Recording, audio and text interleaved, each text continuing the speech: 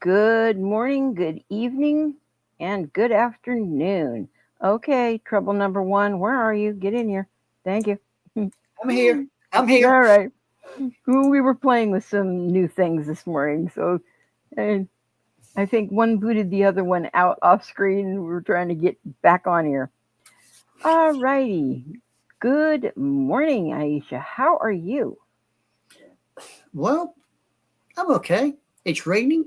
It's a little bit chilly, but other than that, it's um, it's not a bad day. I take it everything is okay with you. Everything's fine and dandy. Yeah, it is. It's actually a tad bit foggy. It is about 15 degrees warmer than it was yesterday morning. Yesterday morning at this time, it was still only 34 degrees. And right now it is ooh, 48 degrees. So Yeah. doing a Well, little bit better. I thought it was a little warmer than that, but not quite. we're So, sitting at we're sitting here at 13°C, 13 centigrade. yep. Whatever that levels out at your end at, I have no idea, but that's what we're sitting at. The official, Alrighty. the official statement is mostly cloudy. Mostly cloudy. Yeah, I would The chance personally say chucking down with rain, but I don't know. I don't I want was to gonna put say those. mostly cloudy with a chance of meatballs or sorry, wrong program. I think we're actually doing the wind rises, not Yeah, that one. yeah, not no, we're not doing the meatball one. We're not So doing although meatball one. there are meatballs in this movie per se, if you want to think about it. I suppose one. Yes, one could say there are meatballs, and yes, one could say that. Yes. If you Um, want to European slang for certain symbols. yes. Well, actually, it's an American slang more than European. It was the American pilots Hmm. that used the slang word first. Well, it's kind of what it looks like. I don't think it was meant to be anything derogatory per se, but when you're looking up and you're looking up at the sky, a great big red ball is all you see. Kind of looks to us like a meatball.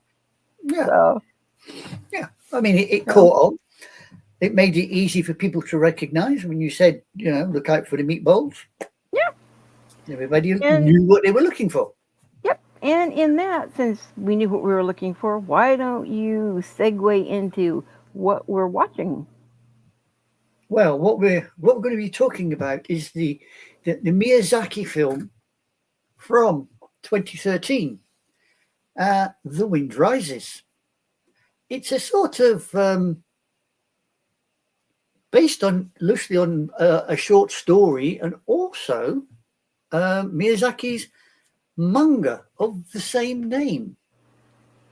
The actual title, Wind Rises, it comes from a French poem, It's which I didn't. Italian. It's Italian poem. Is it Italian? I thought it was French. French. No, it's Italian. It's Italian, is it? Well, there you go. I know it came from a poem. That much I did know.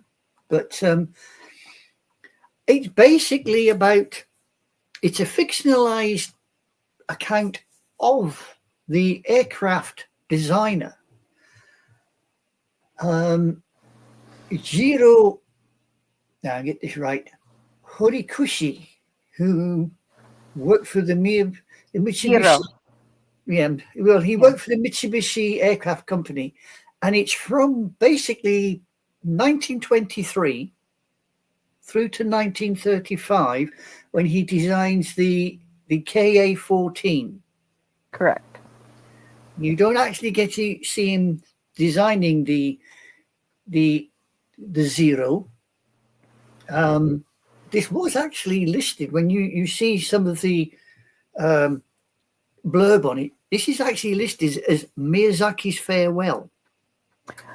Because at the time that it was being done, it was supposed to be his farewell movie. But we Yeah, all know Miyazaki is historically, no, you're not going to drag me out and away from something. no, No, I'm going to come back and do it. yeah. I don't think anybody's going to be dragging Miyazaki anywhere. No, no. That particular individual is ensconced, shall we say? But Yeah, it come out to mixed reviews. Some people think it's absolutely spectacular. Others find its its messages either mixed or rather blunt as regards the militarization of Japan and the slow trickle descent into the war. True, that was a lot of what they originally had thought until Miyazaki himself came out and made statements regarding that. And Mm, no, it wasn't. It was all simply because of the beauty of the design, the beauty of it. Miyazaki himself has never been for the war. In fact, he refused to come here to the Academy Awards during the time when we were having a lot of troop movement throughout the Middle East. He didn't want to be on American soil during that point to show make anybody think that he was going to be doing any support of it. And throughout the movie, there is nothing that says, oh, it's militarized. This is what I'm doing. He is asked at one point, what do you think is going to be, who do you think is going to be using that? Who are they going to bomb? What are they going to do? It's like, mm. they can bomb Japan, America. I mean, they could bomb themselves. They could bomb, of course, they were talking about Germany at the time as well. But it was never meant to be that. It was meant to be the beauty of the machine and Yeah. the simple simplicities of the design. Well, you see, this is the thing. You see, there was a lot of controversy actually in Japan for the Yes, film. A lot of he controversy. I he mean, was considered a traitor at one point. That considered that. well, the Japanese political right were not happy with his depiction. Hmm. And believe it or not, the anti-smoking brigade in Japan came out against it. Well, that's funny because here's the thing: everybody knows Miyazaki is predominantly a children's, creator. This Mhm. movie was a movie that was, while it is perfectly acceptable for children to watch, in fact, I encourage children to watch it. Um, it is definitely geared for an adult as far as some terms and some things, including a love story that goes through with a lot of the fragility of that within, you know, the love and the life and the illnesses.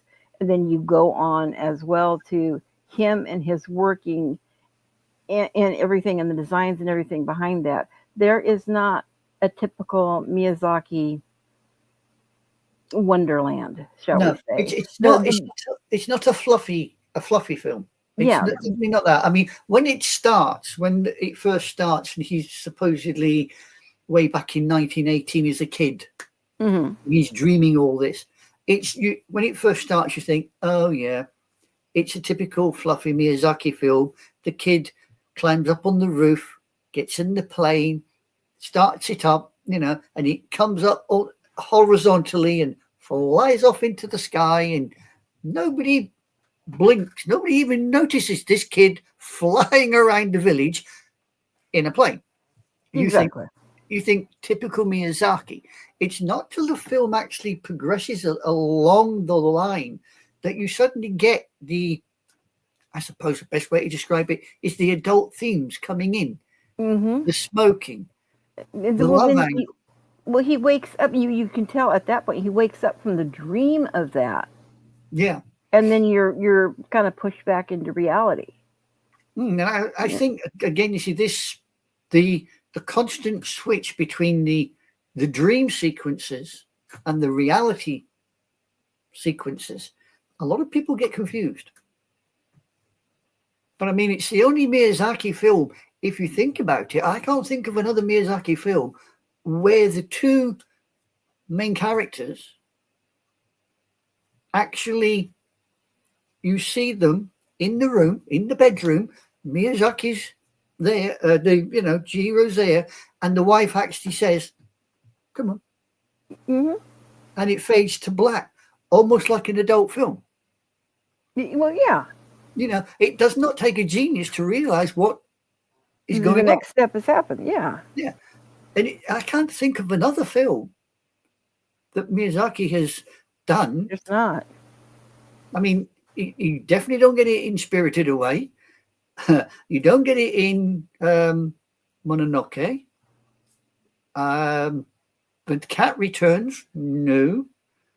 Howl's Moving Castle, I suppose, is closest to the age group. Again, I can't think of anything that's remotely similar. No, and there are others that have come after that are, I wouldn't say nearly as realistic as this one, but are not quite as fanciful. Mm, And they don't even touch on it. yeah. I mean, even Grave of the Fireflies doesn't touch on anything like that. Nothing. No. This is the only one that I can think of where Miyazaki actually takes human life and says, well, here it is. Yep. You know, yes, it's a fictionalized account of this designer. I mean, the romance, as far as I am led to believe, never actually existed. No, it didn't. And Miyazaki, not Miyazaki, but Iziro worked so hard through his whole life. He was so driven through his whole life. He really didn't take much time, because the fact that he did live in this, he knew everything else was existing around him, but he was one of these people that was so focused, and narrowly focused on his work and everything. Nothing else really existed beyond the barriers of what he was working on and what he needed to see. Mm. I mean, when you actually think about it, the bits where you actually see them actually working on the planes, and when they go to Germany, that jars quite. It does, yes. Whoa! I mean, there's the little bit where they're in the hotel when they're back in Japan, and the German guy's playing the piano. That song that he plays on the piano was actually released in 1931. I know. The second I heard it, I'm going, oh my, that was something pretty good. Yeah, and you see, I think something that confused me when I first watched it, and as I've watched it since, I've twigged where the problem arises, is when the mind police, cops come to pick up Jiro. Yes. I never quite fathomed out why they were doing that at first. It was only later I put two and two together. When you listen to what is said in the hotel, and then the letters that are passing between Jiro and the girl, I can never remember her name because it's that bloody difficult to say. It's Nacho, something like that. It's something of that ilk. Niecho, I can't pronounce it correctly either.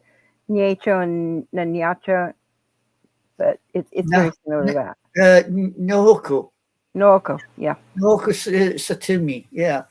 I mean, I think it's when you get the letters between those two people that you suddenly realize that, this is why we have the police now chasing your man. It's the letters. Exactly. It's the letters. But I mean, the meeting, when he first meets the girlfriend, that tends to make you sit up and take notice as well. Well, it was a very cute meeting, with her, saving his hat. Yeah. And then following immediately after, by the earthquake and the train accident. Yeah, the great Kanto earthquake. Yeah. I mean, that's done rather well if you think about it. It was done very well. And I have to say, looking through this entire movie, It was done so correct structure wise and beauty wise, how it was done. Mm. You honestly totally forget you are watching a animation. Oh yeah, yeah. I The mean, color, everything is blown away. And I'm a huge, huge Miyazaki and Studio Ghibli fan. But this to me was like 15 steps even above that. It was so amazing. And yeah. then, when you look at some of peel away some of the layers of it and find how they had filmed some of this, do you realize that um, all the plane sounds and a lot of the other sounds were actually human voices that did all of that? Oh yeah. You I know, mean that the earthquake when the train stops and everybody's bailing out to get out hmm the train, and the train driver says, "Oh, the boiler's going to explode," and Jiro turns around and goes, "No, it's not." no, it's not. He's busy looking after the maid, and then you get that sound, that weird sound that comes hmm through, and everybody just stops. I mean, you don't get that normally in an animation. Well, that's one thing that throughout the entire movie, the sounds are so perfect. Whether it's him walking along beside the stream, Mm. him walking up, you can hear the wind in the trees. Everything is so spectacularly spot on. It Yeah, is it is a wonderful indulgence for all yeah, of your senses. it is. I mean, even some of the scenery catches your breath. You think, oh, that must have taken a hell of a lot of work, especially when they're up in the hotel and again hmm when she's up in the sanatorium. I And mean, that's the one scenery thing. around that. Yeah, that's one thing that also they were not afraid to touch on is human life, like you said, with her and the wedding night. And they weren't also afraid to go to the sanatorium and how people with tuberculosis were treated, especially Mm. during that time, being out in, the fresh air like that. Um, they did not shy away from some of the scenes in Germany, although were very, very mellowed and mild. You got the sense, Oh yeah, especially with the the scene where running they're out. out walk, yeah, where they're Yeah, out walking and yep, the kid, the child comes yeah, belting past, and the next minute the guard is in his face, and he goes, yep, "It's the Japanese," and then you think, "The hell." Only if you know your history that you realize that exactly, what's happening there. exactly.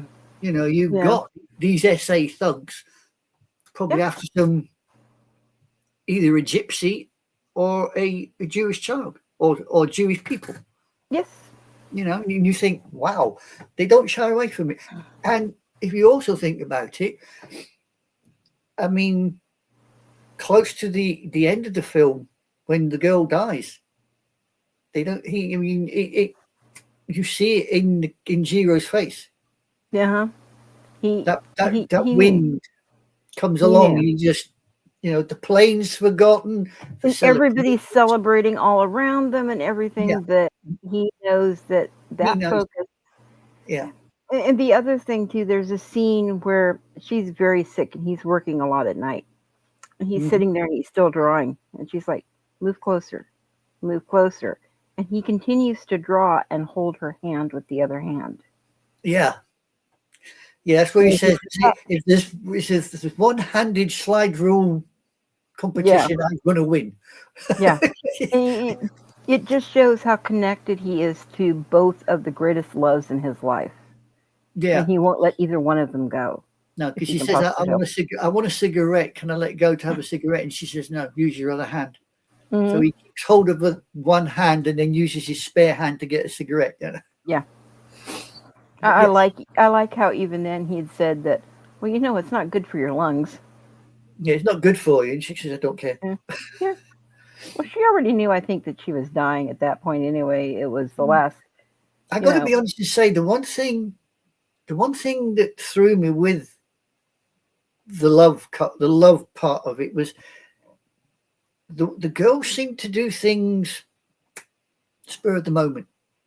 I Yes. mean, when she goes to the sanitarium, she's the one that decides to go, Yes.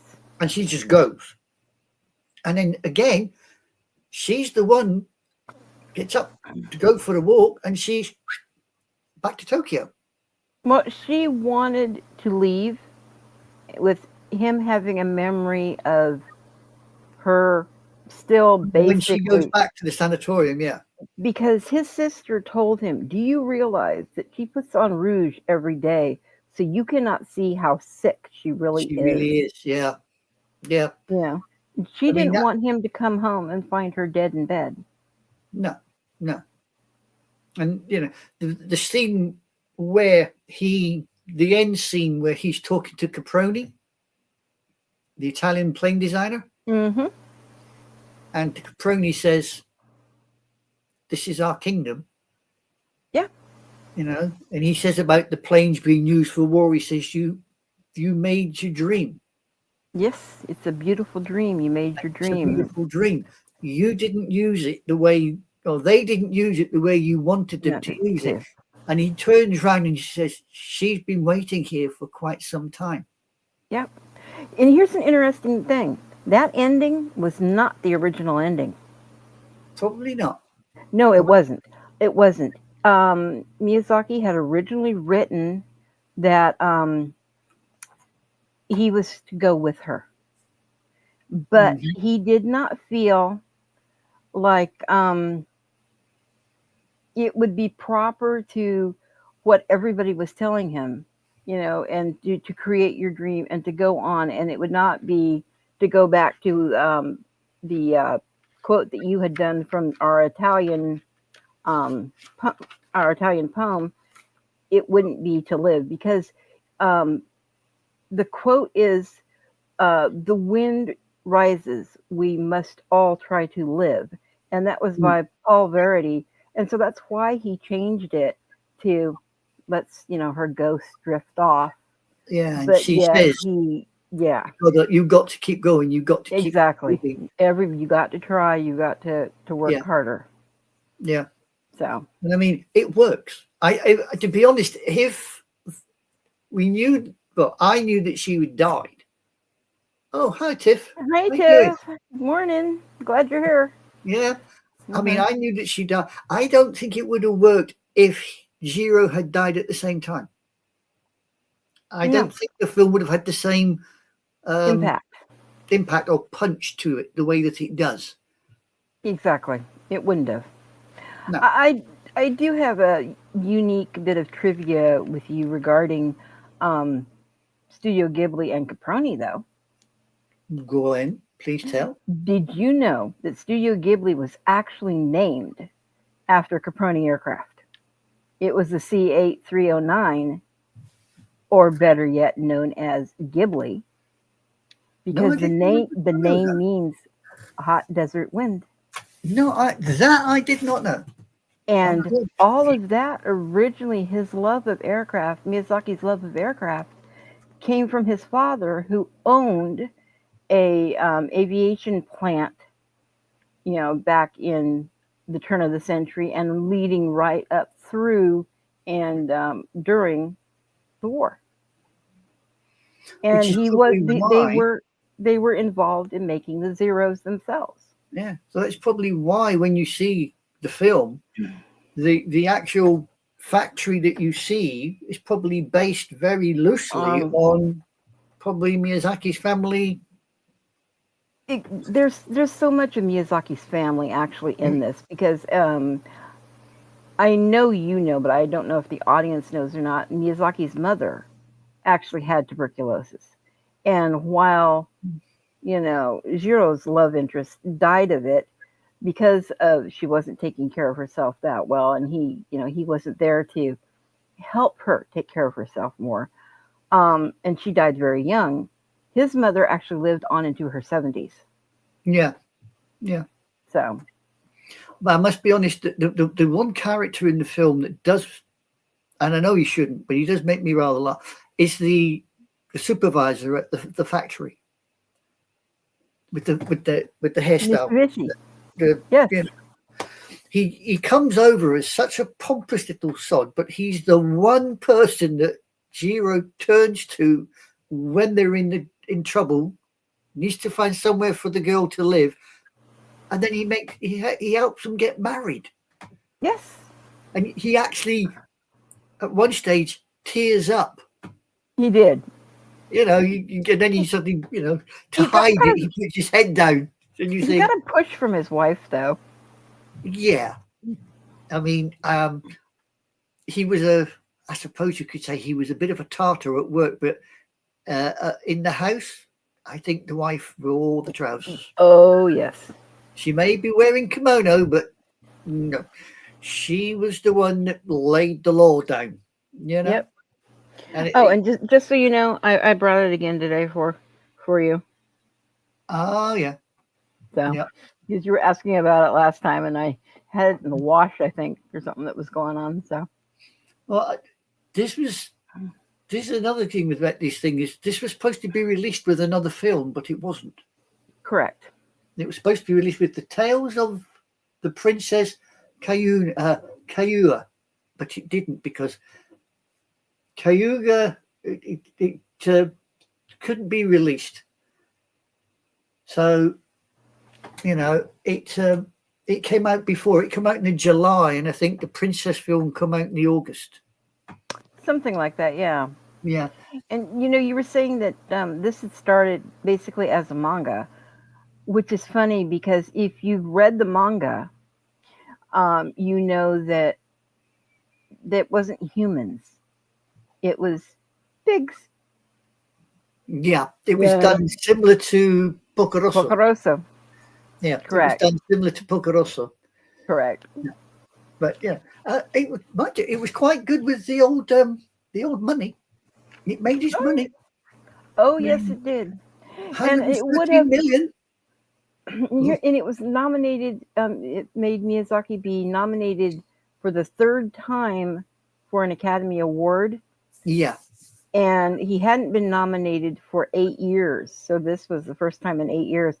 And it was really kind of sad because unfortunately the movie that took it, I don't feel in my heart was probably as good. It's more, and I'm going to get slapped every which way from every direction coming with this particular. I think was too commercialized, the movie that won. And it's the movie that Frozen. My entire family loves Frozen. You're kidding? No, Frozen won.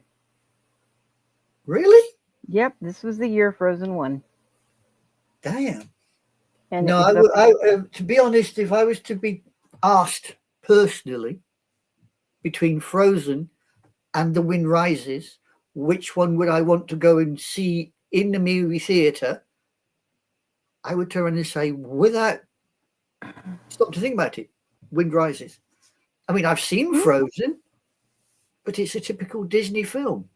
It is, it exactly that. It is a typical Disney film, and it's a very, loving Disney film that ties into several other Disney films. It follows a certain link and a pattern to link them all together. But this movie was amazing, like I said, for the younger audiences to learn. There were some things that you may have to sit and talk with your parents about, depending the age. Yeah. But this was a movie that was also hugely made for the first time for adults. Yeah. It really surprises me that a movie that took over was more geared just strictly for children. Well, yeah. I mean, unfortunately, I think animation still suffers from that, even today. I mean, you have people that can use animation quite dramatically and really put a point across, But because it's animation, people just turn and say, nah, it's a cartoon. It doesn't mean anything. It doesn't have a story. It doesn't have a meaning. Really? Yeah. I mean, this, if you think about it, this kind of leads up to Grave of the Fireflies, even It though does. it comes after Grave of the Fireflies, which Miyazaki had that. It was Ghibli that made Grave of the Fireflies, but Miyazaki was not the director producer of Grave of the Correct. Fireflies. But this, in a way, leads up to Grave of the Fireflies because this is pre-war, whereas Grave of the Fireflies is post-war. Correct. And there are a couple little tiny shadowings in his dream that you see of what's going to happen during the war and even after the war, where he is sitting there and he's watching all of the Zeros go out, and he made a comment of, and not one returned. Yeah, and the guy turns around and says, "What was it to come back to?" Yeah, because he commented the same way as the German dissident had commented. He said it to his best mate: "You make enemies of the world, Japan will go pop." Yep. Yeah, Japan will go bang. Yeah. And you think about it, Japan went bang twice. It went bang twice in 1945 before it surrendered in September. Yeah. No other nations on Earth, thankfully, hopefully, will never have that misfortune. I hope not. I mean, two beautiful cities were just wiped off the face of the earth, obliterated. I mean, yes, both have now grown back. Hiroshima being, I would say, the most famous, but it's just you actually you say grown back, and yet I have very personal feelings with both Hiroshima and Nagasaki, simply because we have visited there, and there are still the imprints of, and I don't want to get too dark into what we're talking about, but there are still the imprint shadows because that blast was so hot. It's grown back, but the memories are there. Oh, I don't think the memories will ever fade. I mean, even as the generations grow away from the actual event, I mean, if you think about it, it killed thousands on the day, but it's killed millions since, and because of the legacy, because of what was done there, the radiation and the birth defects. So yes, it killed thousands on the day. Did it achieve its aim ultimately? Debatable. I would say the Russians attacking in the north scared the Japanese a damn sight more than the atomic bombs. I think so.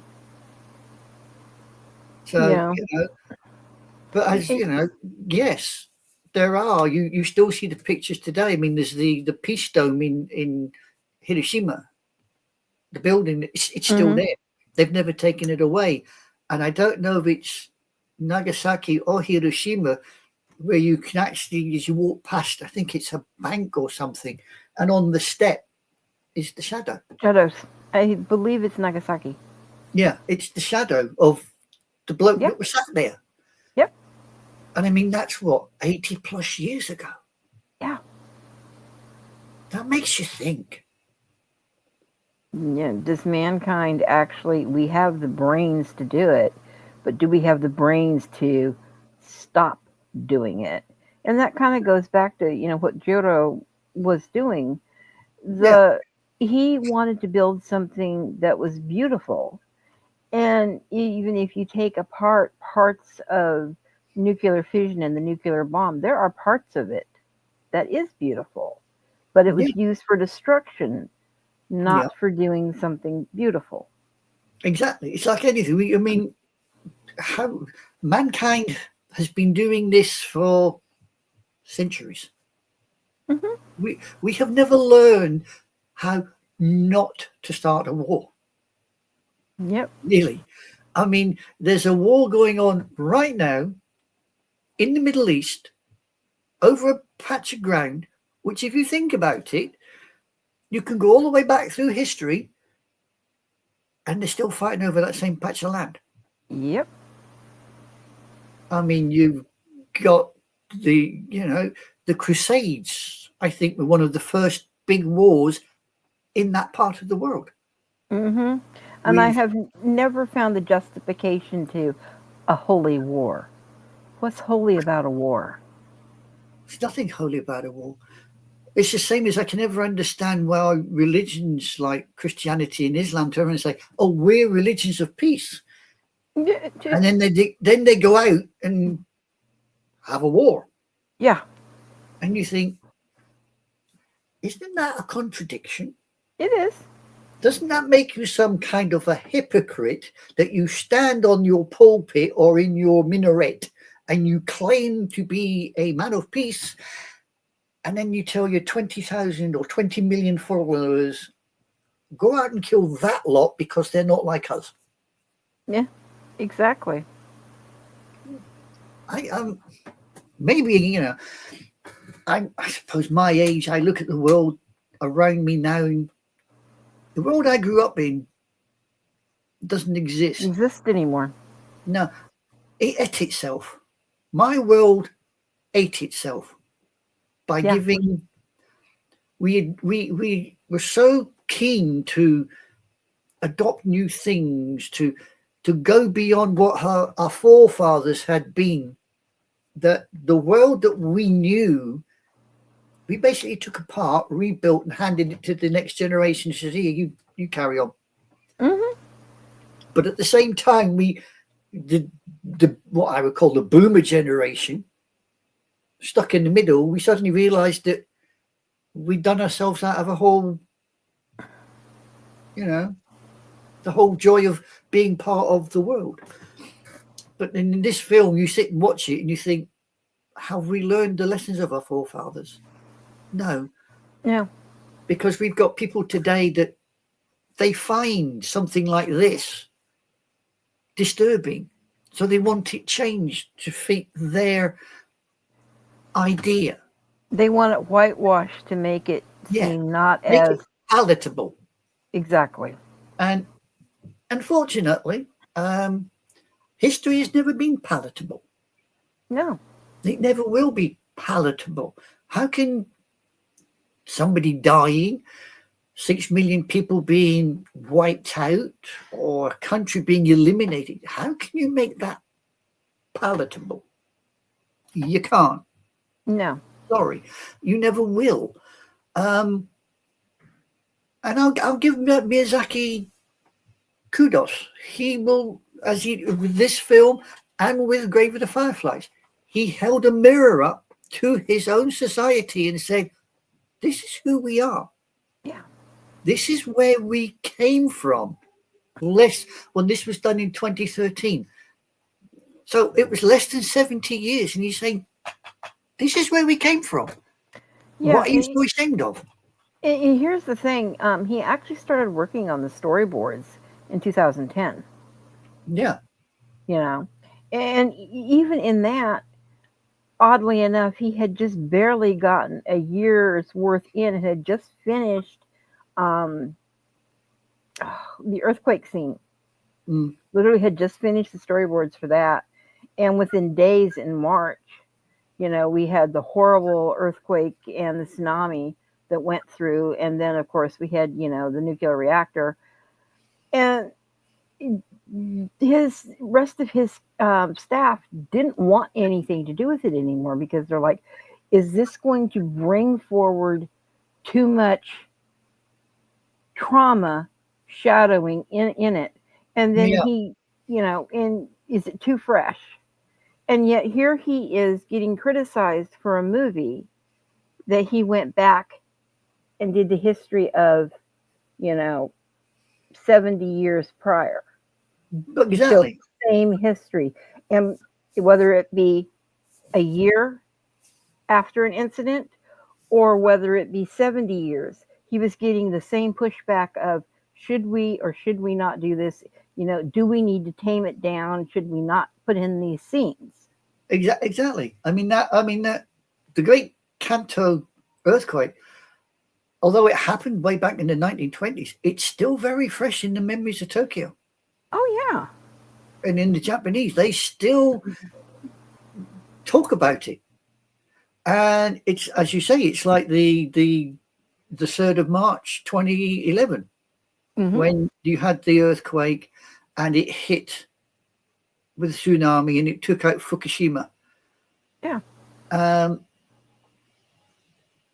years after, they're still fighting with that. Oh, yeah. They're still trying to work out how best to sort some of Fukushima and the surrounding area, what to do with it. I mean, there are villages and towns all up and down that coast that the population has just scattered. Gone. Yeah. And they're trying to draw them back. They're trying to make it, palatable, saying, well, look, we've built the sea wall. We've moved the houses further back. And people are going, yeah, but that ain't going to stop a 50-foot tidal wave come screaming in and taking us all back out again. So exactly. I did want to kind of say, I've been noticing a lot of people out there have been watching. Guys, please comment, let us know your feelings, thoughts, whether you've liked the movie, whether you've seen the movie, whether you have a comment regarding what we're talking about. We would love to hear from you. Yeah, I mean, get involved. You're two old farts just chuntering on about it. You've got an opinion. Bring it forward. Let us know. That will give us something extra to talk about. That way you get your opinion out there. Terrible, isn't it, really? The one thing I did like, there are darkness around the edges of this movie, but in the center of it, it is so bright. And there is that hope. Yeah. There's that always that hope that shows, even though the darkness is around the edges, and we can see it, and we're very exposed to it. It's showing it's going. I wouldn't necessarily say it's going to be better, but there's a hope that it will get better. The undertones, I think, the dark undertones that you're referring to, I think they actually start when the Japanese send the engineers over to Germany. Mm-hmm. That's when the darkness starts to permeate the film. That's where you suddenly think, this is not the normal, this is not normal Ghibli. This is not normal Miyazaki. No. There's an undertone here, and he's not trying to hide this undertone. And of course, when they come back to Japan and Japan starts to militarize, that undertone suddenly resurfaces, and you think, aye. Not all the Japanese were on board with this, which I suppose when you think about it, it's the same for the Germans. Not everybody was on board with dear old Adolf. And obviously not everybody was on board with dear old Tojo. No. And also there was something that was completely set apart even from the war. It was the simplicity of the Japanese culture, and the simplicity mainly, of Hiro, as far as what he liked. The simplicity of the carved mackerel bones. He ate mackerel every day just so he could see that beautiful curvature, that perfection in lines. Exactly. He ate simple sponge cake. It was just, simple pleasures. Exactly. The pleasures of life. Yeah. And that's what it comes down to, is the pleasure of life. I mean, I always get, I suppose, slightly frustrated with the friend that keeps saying, Japan is so far behind. We're trying to catch up. We're behind. Yeah, okay. I suppose technically they were behind. But look where they are now. And it's not because they ran to catch the rest of the world up, because they still hold very dear their traditions and their culture. they still hold dear their history, but they lead in so many ways. Mm-hmm. And the rest of us just have to stand there and look at them and think, why can't we do that? Well, at least we don't have oxen pulling the planes out. No, neither do they anymore, but back Well, then they no, did. but yeah, Mind you, saying that, I know I can think of at least a couple of places where they've used shire horses to move large pieces of equipment around. So yeah. Maybe at least that improved a little bit. yeah, I like the response. I forget which one of them said it, but when they went to Germany and they saw it being taxied out, to the runway, it was like, oh, they don't use oxen. Where are the oxen? yeah, They're looking around for it. yeah. Have you noticed the buildings next to the airfield? Yeah, And you thought, well, wouldn't that normally work? Being Western, being European, it's a case of, well, yeah, aircraft factory, airfield, next door to mm-hmm. one another. Yep, Obviously, the Japanese mindset was slightly different. We'll have the factory 5 miles down the road and yeah. the airfield, 5 miles further down that road. So we've got to drag the whole damn thing down there. Hey ho. But even something with that, with certain simplicity, is actually um, when his wife got sick in the beginning, and he heard and he found out when her father called, and he dropped everything to get to her, and he's Yeah, running so fast he made the shortcut through the garden, and yeah, he makes the comment of, "Well, next time I'll come in through the front door." She's like, "No, go ahead and use the garden. It's still quicker." yeah. It's more fun. She was thinking along the lines of, "Okay, I was expecting the father to turn around and say when he got out the front door, "Don't do it again," yeah, and he doesn't. Which you kind of, I suppose, you have this vision of your typical Japanese male person, with the daughter saying, hands off. That's the daughter. You come through the front door via me, not through the bloody back door in the garden." But he doesn't say a word. He just bows politely and off well, Jiro goes. I always got the impression that her father was Western, her mother was Japanese. You reckon? Because I think early on, and I'm going to have to go back and rewatch that part, is something about that she's French. Possible. I hadn't actually thought about it. Not originally. Because when we meet her, she is not dressed as a young lady in typical young, no matter how rich you are, young lady of pure Japanese descent. No, the maid is dressed The in maid is, well, kimono. the caretaker is, yes. Yeah, the But, caretaker is in kimono, but but she's dressed in Western gear with a yeah. sun hat on. And even when you see her later as an adult, when she's painting, Yeah. the beauty, no, not at all. No. True. Even her hair is very westernized with the shorter, Yeah, with the haircut curls. and everything. Yeah. With the curls, which is actually, I believe, around when the film technically ends, sort of like 1935, 36. Yeah. I believe that was starting to be outlawed in Japan because they didn't want the women to be westernized. Yeah. We wanted them to go back to being That too. they should. But yeah, Yeah. so yeah, you possibly could be right. You could be right. Do you think Miyazaki also intended when he went through with this?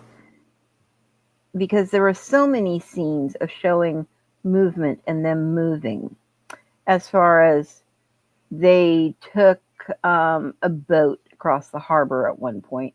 They took the train, and of course, he's flown multiple times. Like he flew to Germany and he flew to other things. And do you think that a lot of that had to do with Miyazaki wanting to impart movement, continual movement through it? because even this spring, you know, the river that he walked past was Mm. moving and flowing. I think that was for me personally, I think there was a sideline of saying life moves on even though On. you don't want it to. Yeah, I was getting the same Life, impression. things do not stop just because you've magically fallen in love. Yeah.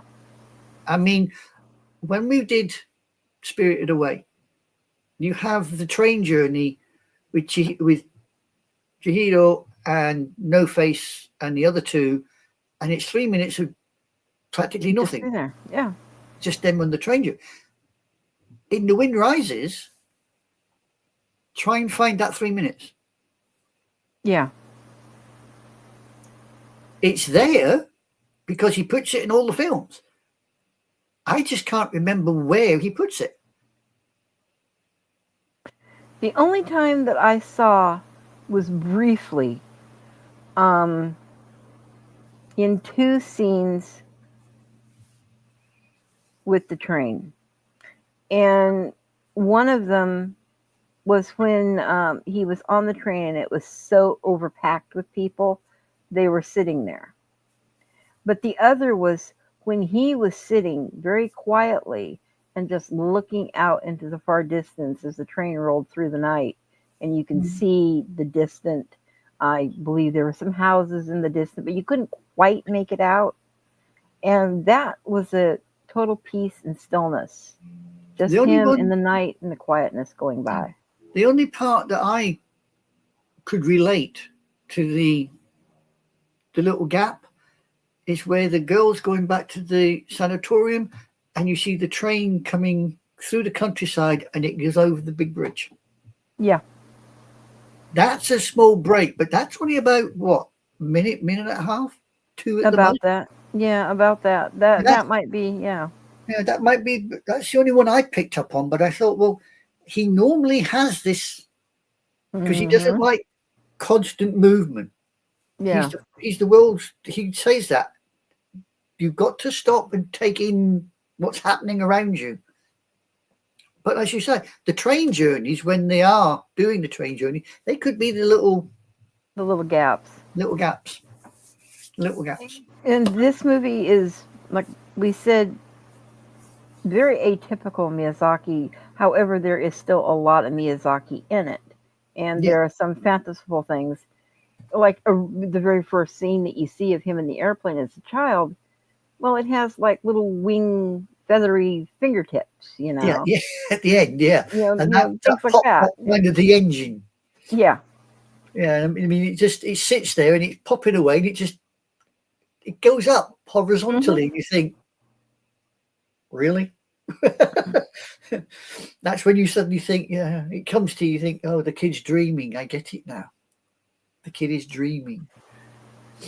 But like I said, as far as movie wise goes artistically, I literally sat there and completely forgot it was animation. Well, yeah, I mean, completely. I mean, the film's about what, 2 hours, Oh, yeah.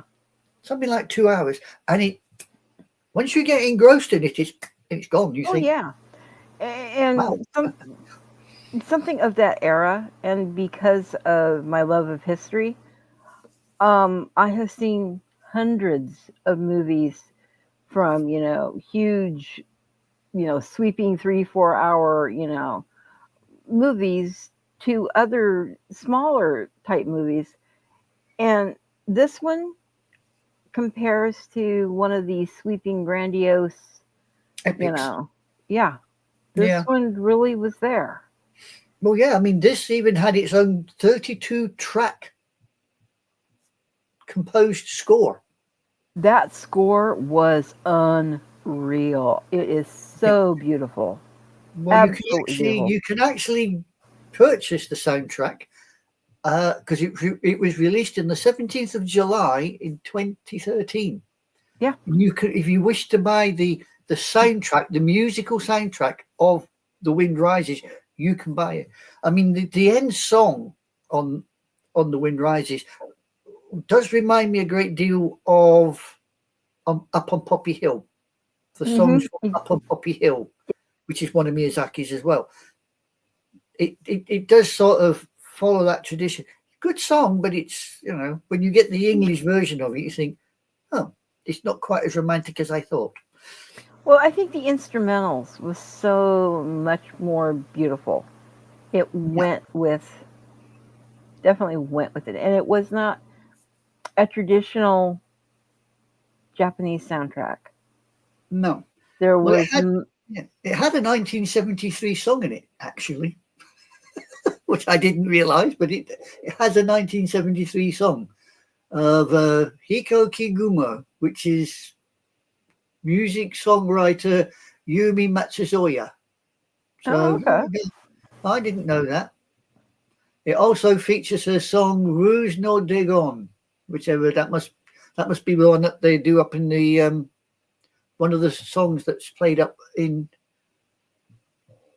what you call it, the hotel. Oh, it probably was. Yeah, but the song that was it Hans Kastrop. The English title of it is "It Only Happens Once." Once. Hmm. You know, so now Gibbs near Anmile. It's makes you suddenly realise, anime film 32, 32 tracks for the music. Yes. That it gets its own CD or its own release, and you think, wow, no wonder And, this bloody thing took so long to make and cost so much to make. and was nominated for an Academy Award, like I said earlier. I mean, Yeah, that, it did win. It did win a lot of awards, or oh, a it few did. awards. I mean, it was nominated for an Academy Award. It didn't get it.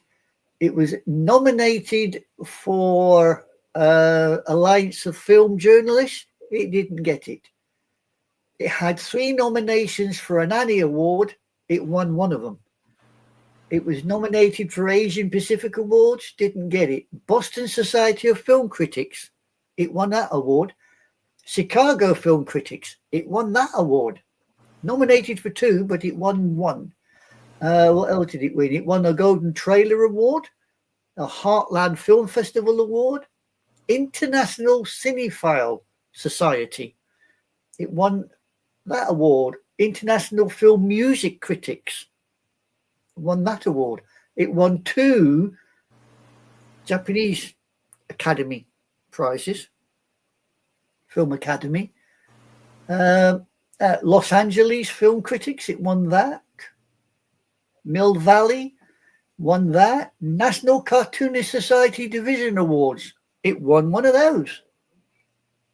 New York Film Critics, it won one of those. So, it's won quite a few. One quite a few. I think personally, and a lot of the other um, reviewers and different people that I have seen or talked to regarding this, it is definitely one of, if not the best Miyazaki that he ever did. It certainly it certainly adds to his pantheon of what I would call his classic films, and it Yes. certainly stands head and shoulders above.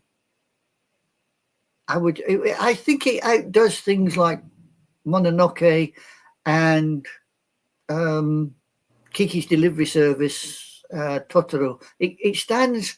It's almost on level pegging with Spirited Away. The only reason Spirited Away stands a bit higher is Spirited Away got the Academy Award. I think if The Wind Rises had got the award, it Yeah. would be the top for Miyazaki's films.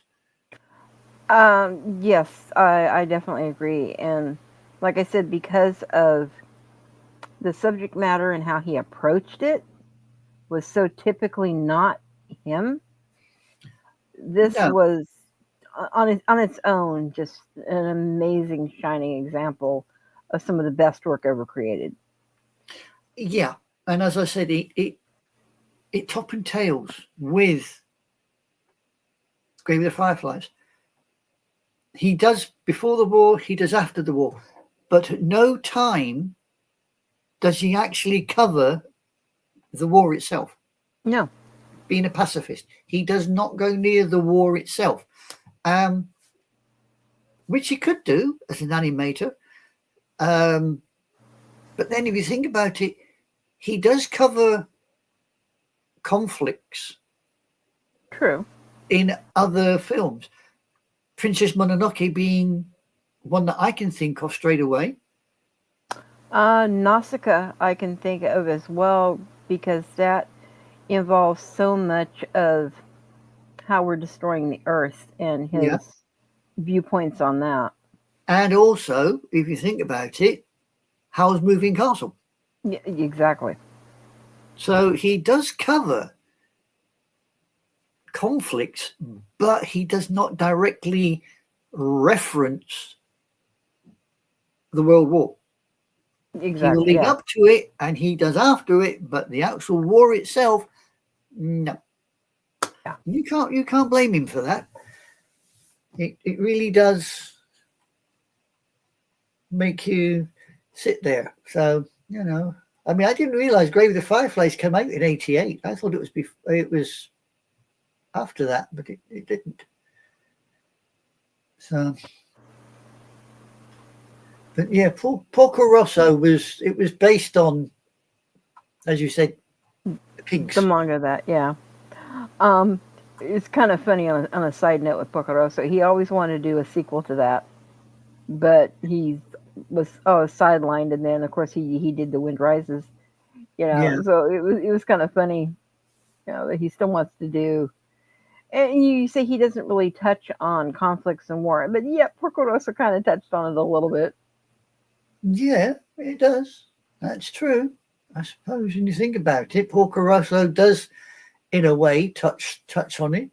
Yeah, not nearly as in depth as a lot of other things, and you know, this one was a definite.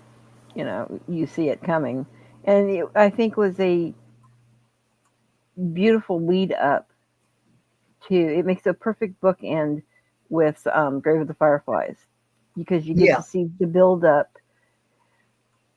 and some of the technology and the different things that were done, and then you have the after of everything that went on. Well, yeah. I mean, it certainly makes you stop and think just how difficult it's got to be for somebody like Miyazaki, because he must be walking a very fine line. I think he must be as well, yes. He must be walking an extremely fine line, because he does have his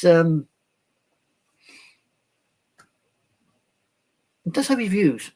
Let's put it that way. He does, and he I think has expressed them several times in some of his movies, and even with this in the beginning. You know, the first thing you see is a conflict that Jiro gets into with the bullies. You know, and him standing up for the younger kid. You know, he comes home and mom can tell he's been in a fight, and it's like, this isn't the first time. No. You know, it's like, that's not how we handle things. Exactly. That's not how, you know, they always say if you have to resort to violence, you've lost the argument. Yeah, exactly. So, yeah. But I didn't realize that when he was doing Wind Rises, he already had The Boy and the Heron on the move. Yeah. So, you know.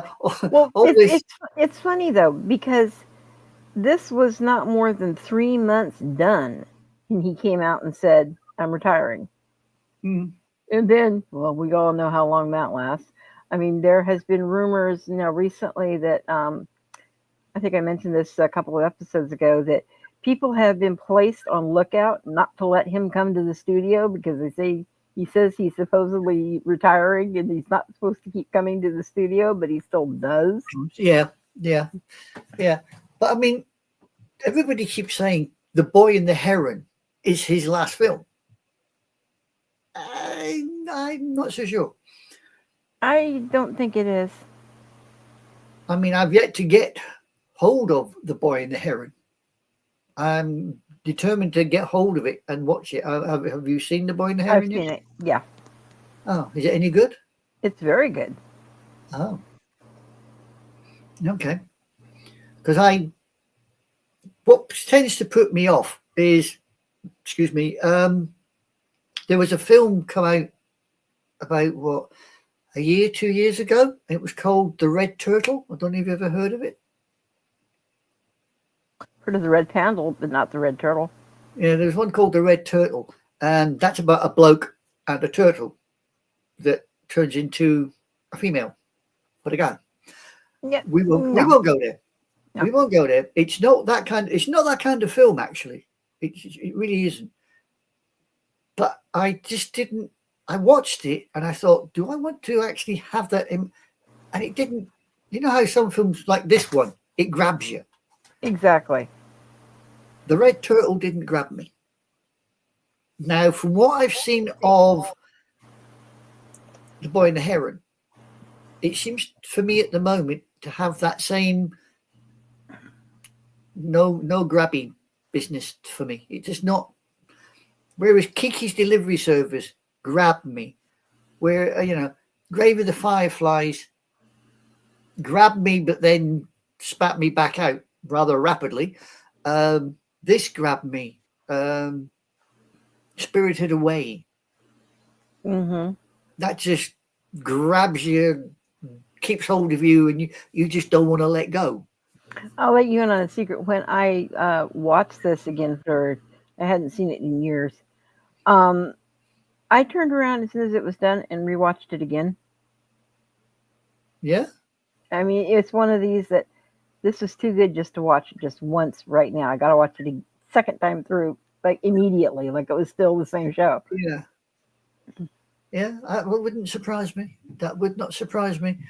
I mean, a lot of people I know turn and say, "Well, why have you got all this? You know, all these DVDs?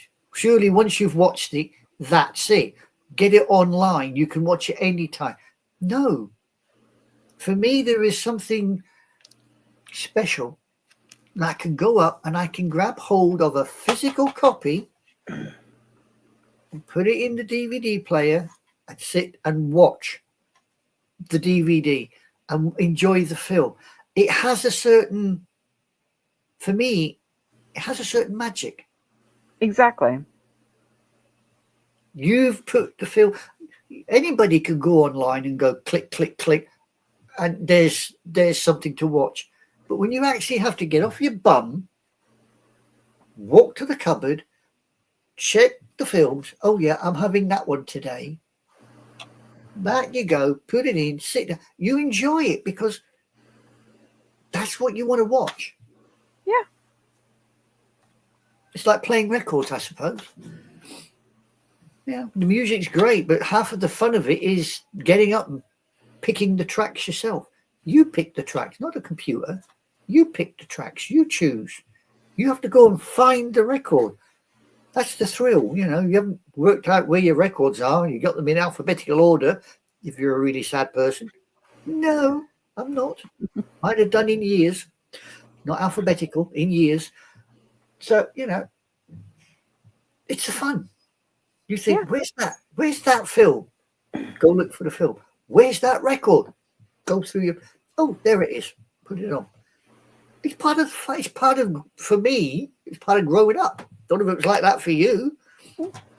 Kind of in that same line and token of you know having something fun that you can do and get up with an enjoyment. You can do that by yourself or with friends, Yeah. which kind of possibly leads into our dinner part of the segment. With one Yeah, thing well, that yeah. we can do with friends would actually be a hot pot, which would be awesome to do while watching the movie. Oh, yeah, of course it You would. know, A you know, nice, a nice hot pot, dip and grab. yep, And, yeah, and they're very, very easy to do. Um, Basically, just most people have probably seen where you can get these little bowls or heat. Well, they're not so little, but it's a big bowl that's on like a butane heater that heats, and it'll heat soup stock that you can make with all the different flavorings that you choose to, with like a miso Mm. paste base. You can put in a little bit of tofu in it if you want, or you can put in all of the spices and seasonings that you want. And then Cinnamon and what have you. yeah, and then you have an entire board of different things that you want. If you only eat chicken, like I know that you do, thinly sliced bits of chicken or beef or whatever you want, even shrimp. Your veggies, thinly sliced carrot, and just the whole bit. And you can take you dip your meat in that boiling stock until it cooks, and it only takes just a very short amount of time. Pull it out, dip it in a little bit of sauce, and you can eat it right there, cooking your dinner, eating your dinner, sharing that same pot with all the rest of your friends and family, because Mm. you never double dip. um, I think that's probably one of the most comforting things that go along with it. So Yeah, it's the perfect thing.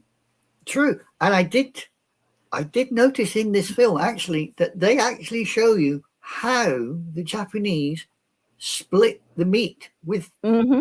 the chopsticks. If you notice when he's Yeah, eating the mackerel, it shows you how he inserts the chopsticks and moves them to break the meat apart yeah, and then take the meat off. It shows you all of that. And again, you see, that's Miyazaki bringing in that little bit of Japan to show the world this is how you do it. exactly.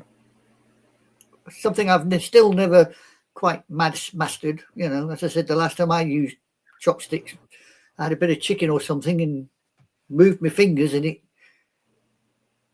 did a wonderful arc. I suppose Jiro there would have loved it because it was a lovely arc. It just didn't come my way. It went,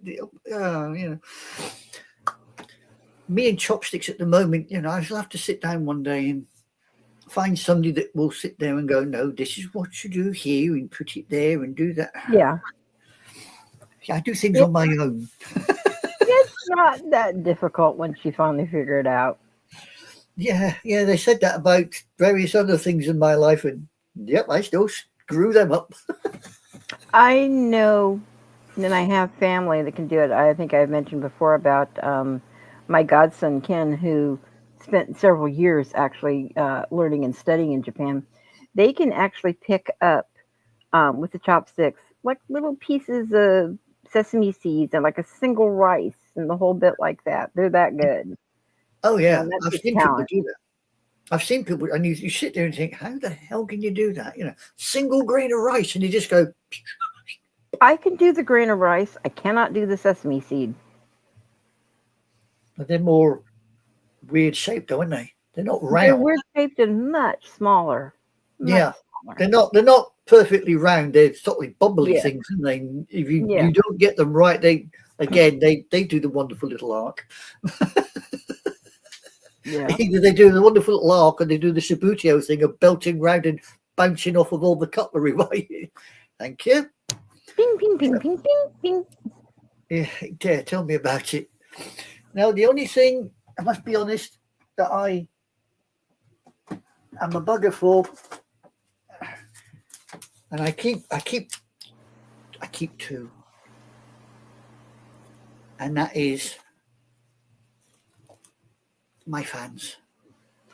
Oh, yeah. I love my Japanese fans. This is my posh one. This is my posh one. This hardly ever comes out and hardly ever gets used. I do have another one where the wood is just straight wood, and it's a more ready coloured screen. But this is my posh one. See, he's even got a little tassel on. It's funny you should pull that out because for my wedding, um, my mother-in-law helped make all of our decorations. And not only did I have several fans, my husband had bought me and brought back from Japan for me for years on end. Um, Several, different fans and things like that. But my mother-in-law went and she took that concept of the fans and she origamied all of our decorations throughout everything. So when you went to sit down, it was like beautiful origami spread fans, Mm, with the handle and the whole bit. And yeah. she was quite well known here in the United States as an origami artist. So that was kind of special to have that done. Yeah. The only origami thing I ever learned, if I'm honest, was to make a flapping bird. It's the only thing I Well, ever learned. I cracked it.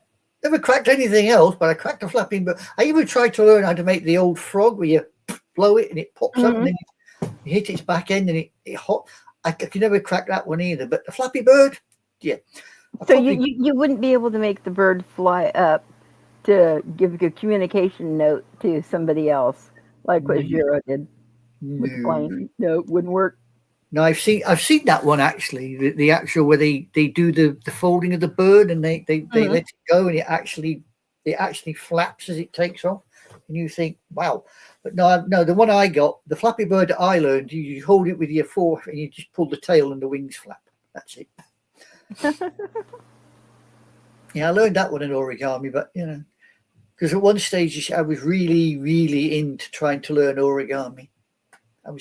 It fascinated me, but nah, yeah, Yeah, a lot of her books actually were donated to the Smithsonian, which was really yeah, cool. When she passed away, had hundreds not only of books that she had helped work with and design, but other artists and stuff that had done it that were giving the things. I yeah. mean, her book, there were so many. It's like the best ones we took, and then a lot of others were given to other schools and classes and things to teach. And our kids were lucky enough. My niece and my daughter were both lucky enough to be taught by her. And origami was just such a big thing with my niece when she was much younger. That's the thing that she remembers the most is Grandma Louise took her and took her time and helped her learn how to do things. Well, yeah. I mean, it's very, very relaxing, origami. It's extremely relaxing because you just sit there, you and a piece of paper, Yeah, and you just sit there and you know what you want and you know how to do it, and you fold it away, and you end up with the end result. It calms you down in I lots of. think yeah, I think in a way kind of a lot like Jiro's designs, I think calmed him down as far as made him so focused and everything. That's all he thought about, and it was his enjoyment to do. Yeah. You see, my enjoy if I get wound up during the day, I'm at work or I'm doing something, and like went to the hospital the other day, and I really got wound up over things. I find this is what calms me down. Hmm. Oh I yeah, can grab one. I can grab one of these anime. It doesn't matter what the anime is about. The anime itself can be absolutely demented, like the Isekai Quartet animes.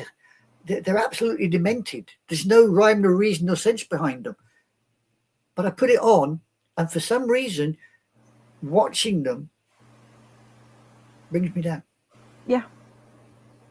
Which is why I people say to me, at your age, why are you watching cartoons? Why are you so into this Japanese anime That's what rubbish? people don't understand. They think it's all cartoon. Yeah, It's not. Like no, this is a 100,000% proof it's not a cartoon. no, it's This not. movie in itself is not a cartoon. No, There's there's no way you can compare this to, say, Shrek or no. Frozen or Bambi or Yeah. Snow White. It's in a completely different league because it's it's not a it's not a fantasy. Yes, it's fictionalized. The guy existed, it's a fictionalized story of his life, but Exactly. the country that it's set in is real. Where Snow White's set isn't real. Where Bambi is set, yeah, it's somewhere in Canada. Wow. Canada's a big place. Oh, gee, I hadn't noticed. Yeah, no. A lot of people didn't notice that, Canada's kind of a big place. A bit like America, big place. We're not big. We're itty bitty. Yeah. You tell the Texans that one. Yeah, I know. My favorite joke I always remember from years and years back is a person standing in a London train station, and he's bemoaning the fact of, late trains again. And this rather large American Texan turns around and says, well, you can get on a train on a Monday and you're still on the same train on a Friday and you ain't left Texas. Yep. And the Brit, who by this time is really hacked off with all of this, turns around and says, yeah, we got slow trains as well, mate. I've always liked the one where the Texan goes to Australia and runs into a kangaroo, and he looks at the kangaroo, and he's just like, I thought we had jackrabbits big in Texas, but that even beats us. Yeah. Yeah. Yeah. Yeah, it's quite some, yeah. But you don't get jokes like that about Japan, though. Have you ever noticed that? No, but if you go and you look in certain places in Japan, they actually do have their own subculture themselves, their own subculture of making certain jokes. Yeah, that's why I like watching the anime here. That's why I like watching my anime, because some of the humor behind it is pure Japanese. Oh, it is 100%. 100%, and it's like when you talk about Germans, people say, "Oh, Germans got no bloody sense of humor." You want to bet? They've got a wicked sense of humor. You just don't want to be on the receiving end of it. The Japanese are the same. I believe the Japanese are exactly the same. They have got a very slapstick kind of humor. You just don't want to be the victim or the receiving end of that humor, because you ain't going to get out of it. Yeah, it is. They can be quite amazing. They can be quite humorous. I mean, I can't think of a country on the planet really that doesn't have a sense of humor. Because we're all human. Yeah. Culture or not, we're all human, and we all, within our own cultures, come up with whatever we find acceptable to that kind of humor. Well, exactly. I mean, we're all the same species, really. Doesn't matter where you come from, what your color is, what your religion is. I mean, your interior, organs are in the same place. Your brain's in the same place. Mind you, there's one or two that I'm not so sure. Make you wonder if their brain is actually being transplanted into another part of their anatomy. Yeah. Not wishing to get political. We don't want to get political. Nope. Oh, hello. I just hear a click. Did I hear somebody trying to get in? Nope. Nobody there. That's all right then. I thought I heard the same sort of click that Peter joins us in the other program. Oh. Nope. It'd have been fun if a couple people had joined. I was actually kind of hoping in a way that Roger might pop in, considering this is kind of up his alley regarding, the Pacific theater and Japanese history with World War II. So I'm wondering what he was going to say about that. But I suppose probably if we'd done Grave of the Fireflies, he might be more amenable. Being as it is, you never know. Yeah. We might get him in on one day when we do, if we ever get to Grave of the Fireflies. We might be able to drag the little bugger in and say, give us your opinion. Yep. It might be fleeting. It might be hello, no, gone, but at least we'll. You never know. One day we might get a guest. We might Yeah, get a guest. Somebody might actually watch one of the programs and think, I'll join those two little sods because then I can argue with them. that would be very interesting if that happened. It'd be nice. Yeah.